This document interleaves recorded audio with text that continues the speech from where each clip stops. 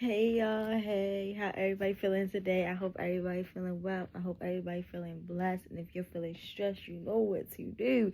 Give your stress to God, because He's the one to what? Take it away. So today's video is going to be about being at the right place at the right time, being patient, and listen to what Spirit tells you. And God put this on my spirit through me reading Ruth, because when I'm thinking to myself about what Ruth is saying, like just like a message form, is like literally being at the right place at the right time, because Ruth was sitting there in the where the grain was. Like, she left with her mother-in-law, because her mother-in-law and her sister-in-law, everybody's husband basically died, and they wound up moving from Moab, and they went to Bethlehem, and that's where Boaz was at, which is Ruth's new husband or whatever. And at first, Ruth's mother-in-law was like, "No, just go. You separate." Because the sister-in-law was like, "You know what? I'm gonna separate. I'm gonna go find me my husband. I'm gonna go back home, see if I find my new husband there." But something in Ruth's spirit told her, "Don't leave your mother-in-law for real. Make sure she's okay, and she's gonna believe in the God she believe in. The God that Ruth's mother-in-law believed in is the God that we believe in, or whatever." So, long story short, basically, Ruth was at the right place at the right time. If Ruth would have never went with her mother-in-law, she would have never found her husband, which is Boaz. And Boaz wound up buying the land from Naomi, and that was the way of him basically marrying Ruth, because Naomi had, I think it was her husband's land, and Boaz tried to get someone else to buy it, to see if anybody else wanted to buy it, and somebody stepped up to the plate, but he was like, "You have to marry Ruth with the land," and he was like, "Oh no, that's gonna be too much for me to handle, because I already got land that technically compares to that or whatever." And excuse me, y'all. So then Boaz was like, "All right, fine, then I'll do it." And like, that was like God just showing him like, "No, can't nobody else have her but you," because it was told to them that Boaz was the one supposed to take care of them and watch over them. They didn't know that they were going to get married, but it was something in Ruth's spirit that led her to Boaz, and that was God. So she was where the game was. She was picking up grain. It's grain, my bad. I said game. This is not no laundry detergent. She was where the grain was, and she was picking up the wheat from off the ground for real. And Boaz was like, "What are you doing? Like, you don't gotta pick it up from the ground. You can pick and have wheat off of where my men is picking, and you can pick your own or whatever." And that's just to show also, this also is about being grateful. She was grateful that she could even pick up wheat from the ground to make sure they got something to eat. Like, she was grateful for just that. So I feel like that's why God put in Boaz's spirit to be like, "Well, you can get more wheat than that, boo. You can get a whole thing of wheat if you want to," because she was grateful and she was doing what she had to do for her and her mother-in-law. She didn't just leave her mother-in-law stranded. Um, she even slept by Boaz's feet to show him some appreciation, and just to show him like that. And back in the days, that was a way of like showing, "Oh, I respect you, but I feel like it's like I'm also attracted to you, and spirit led me towards you." And then Boaz was like, when she did do that, he was like, "You're gonna have to leave a little bit early. I don't want nobody to see this, and I don't want nobody to have the impression on you that's not supposed to be." And let me relate that to how people are going to look at you and make impressions of you that's not even real, because they're mad that you changed. They're mad that you give your life to God. So they're going to sit around, they're going to talk about you, and they're going to make an image of you that is not perceived to be you. Like, that's not you. You know that you changed. They don't want that for you, for real. And don't let nobody change that for you. Don't let nobody take you off the motivation of loving God, and knowing that God loves you, and knowing that this path for you that God got for you is only for you and is meant to be, and nobody can stop that. Nobody. Nobody. See, Boaz and Ruth, they couldn't even stop the fact that they were going to get married. So though Boaz sent her home early and gave her some wheat to bring back to her mother-in-law, that don't mean that they wasn't going to wind up being married, because that's what God wanted. And I feel like that was Ruth a reward for not leaving her stepmom and being at the right place at the right time. Well, not her stepmom, her mother-in-law, and being at the right place at the right time, and also being grateful. So I feel like that was like a reward back to her. I do want to add that Naomi was like, call me Mara, because God has forbidden me. He turned his back on me. He has did this, because she was just so mad that she lost her husband. But that's a key word. And when I'm saying, like, God's putting in my spirit to tell y'all, like, be patient and be grateful for the things you have now. Be grateful for the things you have now, and be grateful for the things you're going to receive, for real, you know. Naomi also felt like she was too old to find another husband, and whatever she felt in her heart is that's basically what she gained. So y'all gotta work on your affirmations. You gotta work on talking to God and speaking to God, and speaking things over your life though you don't see them yet. You feel me? Naomi shouldn't have been putting it over her life as if God forbidden her. No, that just happened to see how she was going to carry it, and that's technically how she carried. She still was technically blessed because she was still eating good. She had shelter, but she still felt some type of way because she didn't have no husband no more. And yes, I understand that, but you gotta be grateful that you still here and stuff like that. So I feel like her reward was just, you know, still having family around, having grandkids. I'm pretty sure, because the Ruth not really a long story, but after Boaz bought the land from Naomi, it was like it was also another way that they showed how they loved, how they how they did deals with people. He gave them a sandal of his, so they could, like, I guess, like, close the deal or whatever. It was a weird way on how they did it, but hey, I guess that's just another way of showing respect before giving, you know, the money and all that.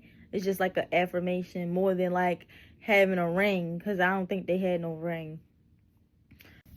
But yeah, y'all, they didn't have no ring, so he just gave the sandal to show, like, some, I guess, yeah, like I said, respect and, like, affirmation that they sold the land and that he was getting married to Ruth or whatever. So, like, but yeah, like, Ruth was in that man farm.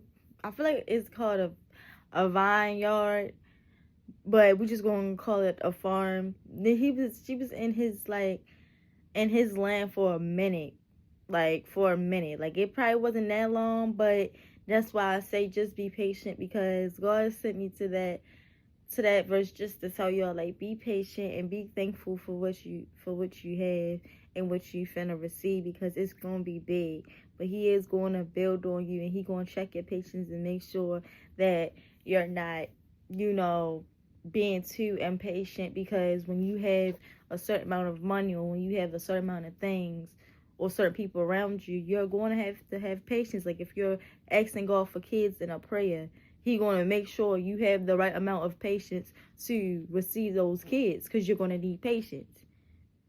Or a certain business, when it comes to your customers, when it comes to your customers, you're going to need a certain type of patience, or you're going to have to be grateful for how many patients you have for your business, or how many customers you have for your business, and have patience on your business growing for real, and just having patience on yourself, and give yourself grace, because, like I always say, love your process, but make sure you try. I mean, long as you take one step, God take two, but you gotta be patient in the process. Like, sometimes it seems like nothing is happening, but something is going on. God is doing something out the woodworks that you won't be able to explain, and it just won't. It will be beautiful. Like, you will be able to say, God did it. It was not but God, but you gonna be like, I don't know how to explain it. Like, but it's gonna be big. So yeah, like, Ruth was really patient in that garden, and And I wish the story was a little bit longer, because I low-key want to figure out what happened to Ruth's sister-in-law. Like, if she would have stayed, would she would have found her husband too? You feel me? Or was she just there for that moment to, like, show, like, when you do go separate ways, you go separate ways, and, like, you gotta be okay with that. You gotta be okay with separation, you know? You gotta be okay with separation. And that's basically what Ruth did. She was okay with separation. She just wasn't okay with separating from her mother-in-law. But she knew her mother-in-law was old. And she loved her mother-in-law. She truly loved her. So, I feel like, that, like I said in the first place, that was her reward. And she was being patient too. And she really loved. So, you know, make sure you love the people that surround you. Even your enemies are your enemies. And good shall come to you. Like, love yourself as well. Like, God wants you to love yourself, because he loves you. He wants you to take care of yourself. And, like, I love you too. And, like, I know I haven't been on here in a little minute, but I was gone for a minute, but I'm back. I hope y'all like the little teddy bears I be putting right here nowadays. Like, I just like to have them right here. It's just my little support, support chick. She's a little chick. A cupcake. Okay. I don't know, y'all. I just know something good is happening, y'all. Don't forget that when things seem like they're just turned down, everything is just worse. Just know that something even more better is coming along. Like, it's always the good. The bad turned around for our good. Whoever is last, they shall be first. And we will rejoice in the shadow of God's wings. So when you in that prayer closet, just try to, like, close your eyes and just imagine you under God's wing, or he just holding you into his wing. And it's just a better way to know that you're not alone, because isolation is key when it comes to having a good bond with God, so he can tell you things he wanted to tell you instead of having everybody in your ear. And that's how it was with Ruth. Ruth didn't have too many people in her ear, and she was actually around someone that wanted good for her. So this is also a sign for, like, start being around people that want good for you. And if it's not really nobody that's like that, then you know it's only God that can do that, that can give you that type of energy in the word. So stay in your Bible. And also people like me, videos like this, like, we're the encouraging ones. I'm going to encourage you to get up and do something different today. Stop doing the same thing. Like, do something different. Do something that you used to do when you was younger and you loved it, and, like, you kind of grew away from it because of people around you, or just because of things that happened in your life to you personally. And it can get like that, but when you bring them back, it's like a whole nother life. It's like you can forget about what done happened to you. And sometimes, you know, you don't always forget, but for that moment, like, it just make you feel so good. And, like, it just give you a good courage on healing, for real. Like, doing old things that you used to love that's not bad habits really can give you courage to move on, and, like, to forgive but don't forget. You feel me? And, like, just be grateful that you've been through the things that you've been through, because if you never been through them, you would never be able to build your character to how it is today, in a good way and not the negative way. So you take the pros out of the cons, basically. That's why God always say whatever bad turns around for our good.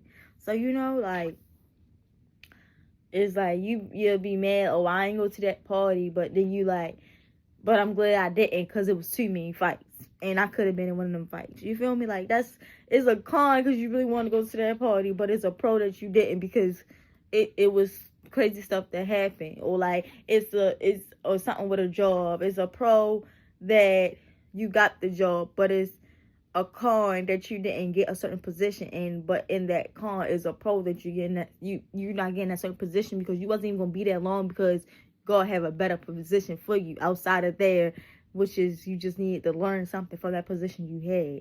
So that's the pro, because that pro is going towards your business. That's crazy, because someone was like, when I was at my old job, they was like, oh yeah, I was giving you a hard way to go. I said, yeah, you were, but I'm grateful for that, because that helps me be able to learn how to handle customers when it comes to my business.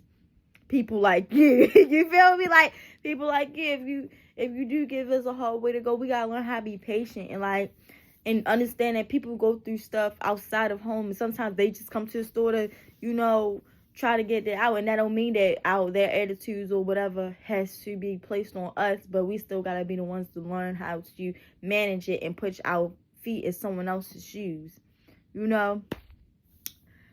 That's another thing. Like, I think that's what Ruth was doing with her mother-in-law. She know that she was gonna be lonely. She know she ain't had no husband, but Spirit was also putting her to come with her mother-in-law, because God knew that he was gonna give Ruth another husband.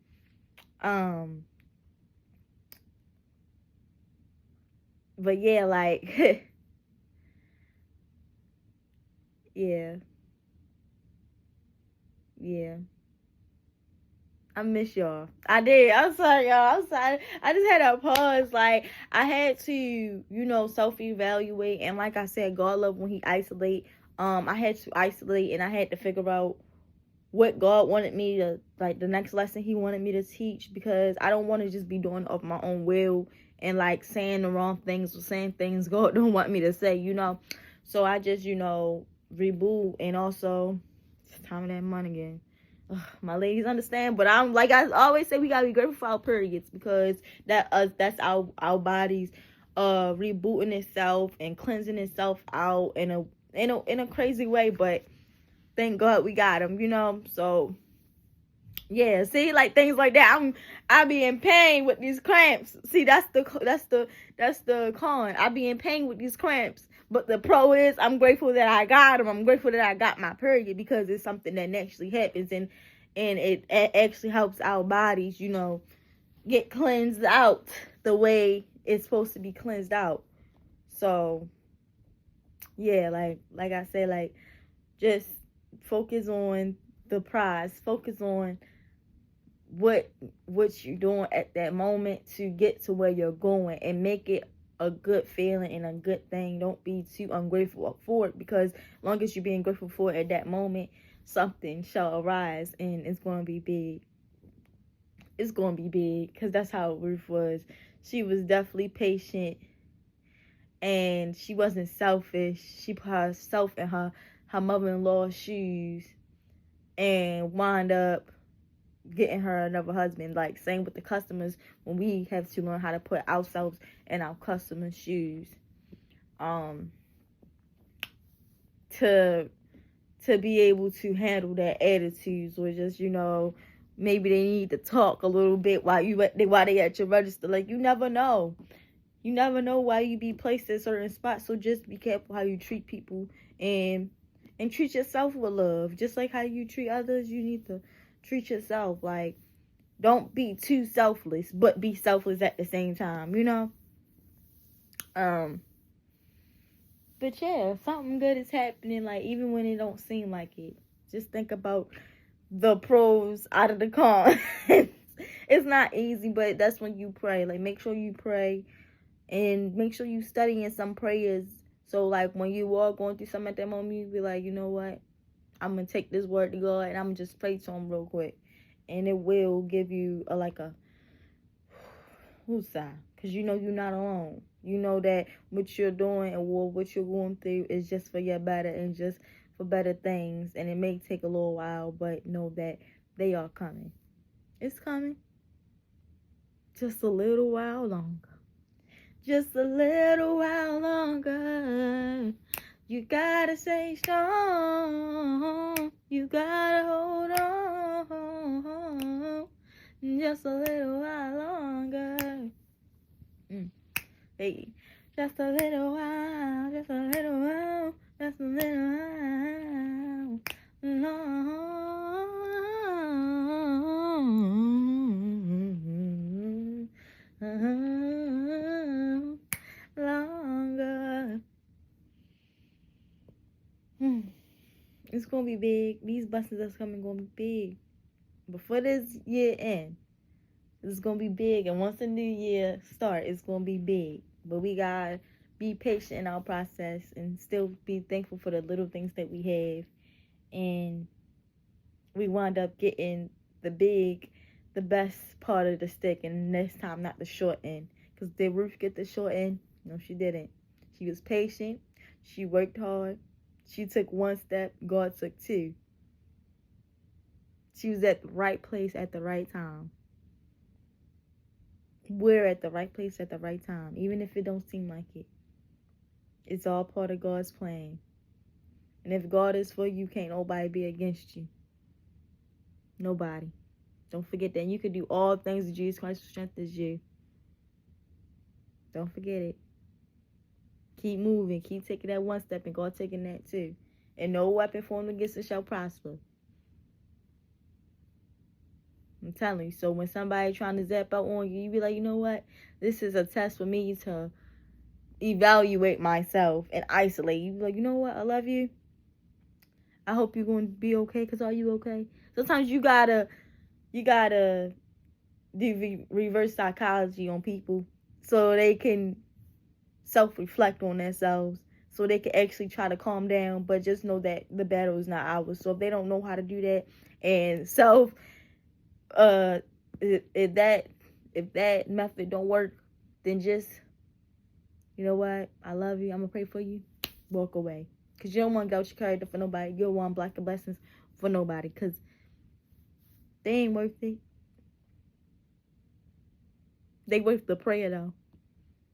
We forgive them for what we not know they do. And we keep on going, because not everybody can go with us. Us chosen ones, us butterflies, everybody can't go with the butterflies.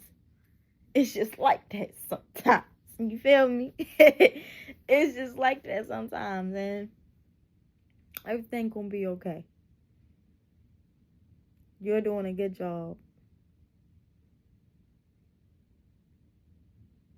And if you can do better, you're going to wind up doing better. Don't forget, it's a process. And all the cons is going to become a good outcome for self, and for your relationship with God, and for the new people that's coming that actually are like you. The people that God wants you surrounded by.